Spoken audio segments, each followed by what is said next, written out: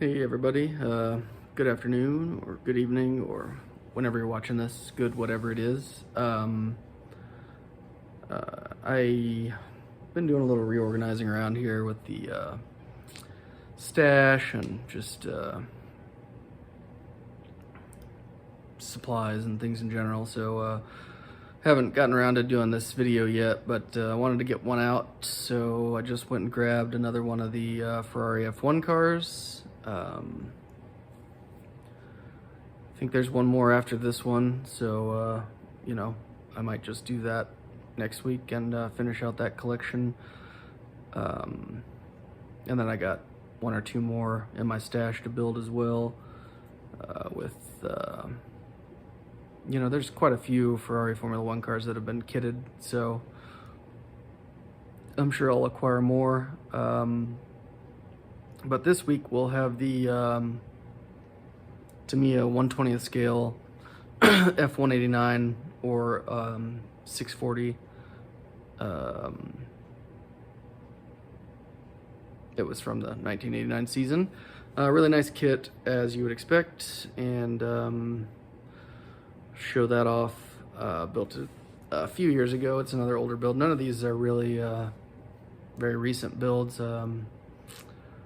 which makes me kind of think it's time for another Ferrari F1 car soon. But yeah, hope everybody's having a great Sunday. Like I said, I've been kind of working around out here and haven't had a chance to watch too many videos yet today, but I'll try and get caught up on those later or tomorrow or whenever. But I'm looking forward to seeing what everybody's showing off this week, whether it be old builds or what you're working on or whatever. It's kind of just talk about the hobby and what you got going on, which is always enjoyable to go through and watch all that. But yeah, like I said, hope everybody's having a great Sunday. I'll get you spun around here and we'll check out this build. This one's so big, my tumbler can't quite cover it up for the dramatic reveal, but here it is.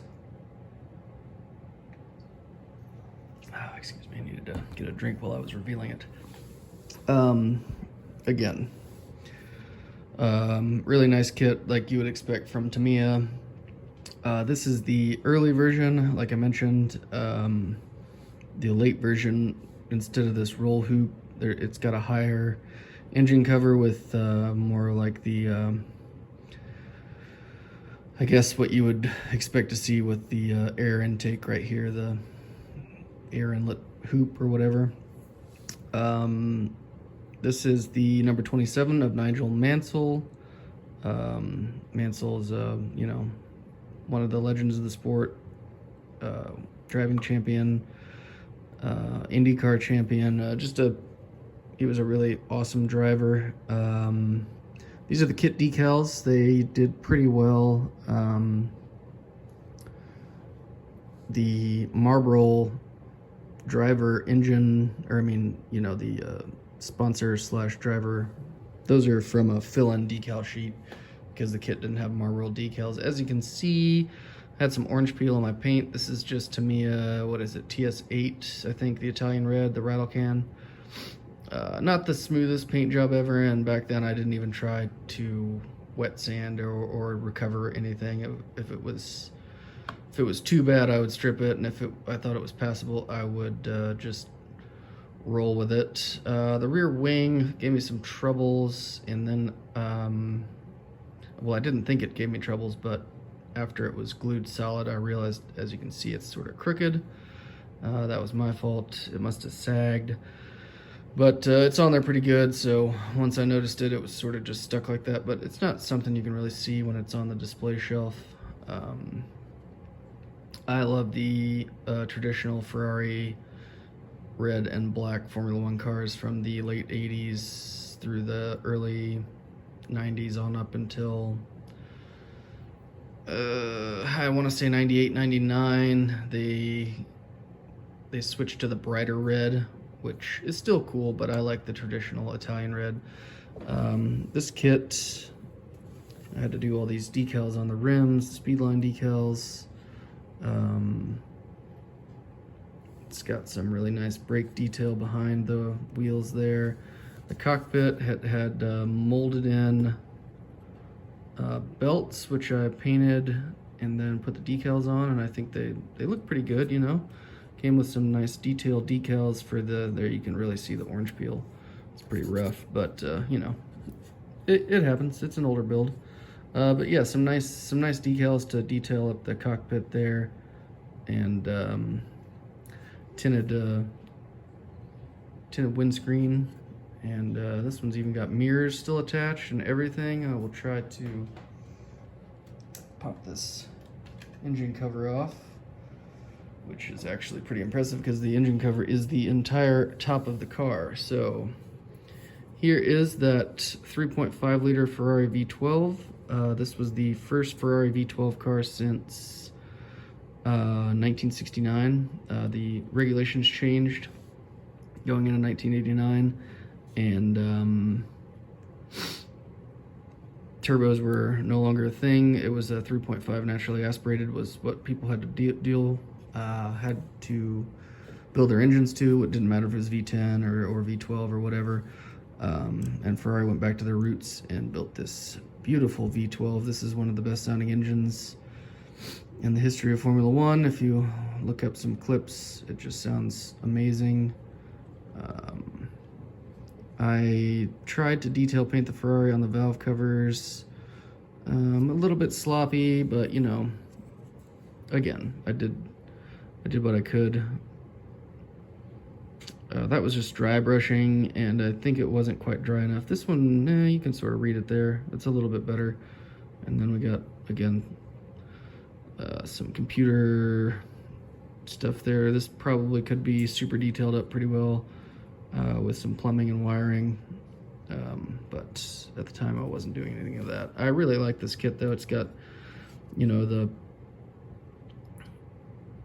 rocker arms for the front suspension and everything, for the shocks, you know, very cool to have that detail in there. And the radiators are nice coming through there. There are inlets here. This car was the first, you can see on the back of the steering wheel, the flappy paddles there. This is the first semi-automatic gearbox, Formula One car.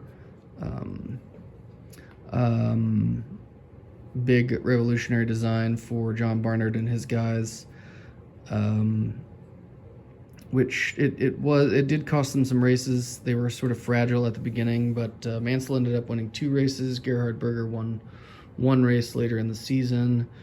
They finished 3rd in the Constructors' Championship, and generally it was a pretty successful year. The impressive thing about this car is when it wasn't not finishing for reliability reasons, it never finished lower than 3rd place. So every time it actually finished a race, it was on the podium. That's pretty impressive stuff. Again, a really cool kit of a rather iconic F1 car with the advent of that semi-automatic gearbox and what that meant for the future. You know, by 1995, the last of the traditional manual transmissions was off the grid. And that's just how they are now. Everything, even NASCAR. Now, you know, passenger cars. It's you know, those flappy paddles have really become the thing. But Barnard did a lot of revolutionary work with F1. He had the gearbox with the paddles. He had the actually, his car, his 83 McLaren, was the first to have sort of this Coke bottle shape, which is still pretty much the shape of Formula One cars today. His very first McLaren was the MP41, and that was the first Formula One car with carbon monocoque as opposed to aluminum, which became the standard because it was lighter and stronger and safer for the drivers. As you can see, this engine cover fits on here quite nicely. Just sort of snaps into place. So yeah, another great John Barnard design. Really nice looking Formula One car, despite my best efforts to sort of screw up the paintwork. But it's, you know, I mean, the light's got to be shining on it. When it's in my display case, you can't see all that, but you can feel it. Like I said, if I built it today, I probably would have addressed that. At the time, I was just happy to be building a Ferrari Formula 1 car. I think that's about it for this one, so I will, I don't know, I'll be back soon. I'm working on everything. I'm trying to finish up my Dart for the USEC build. I've been working on the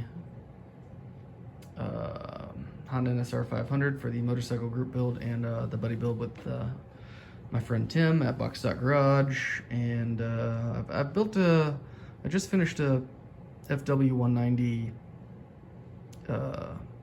German Luftwaffe World War II fighter plane. I might show that off. It's just a little build I did on the side. I might just show it off one day, but yeah, I'll be back with something. So hope you guys all have a really great week, and I can't thank you enough for watching and all the comments, and you guys are all just great, so it's much appreciated. There's Helga, so I'm gonna get off here and see what she wants, but everybody have a great one.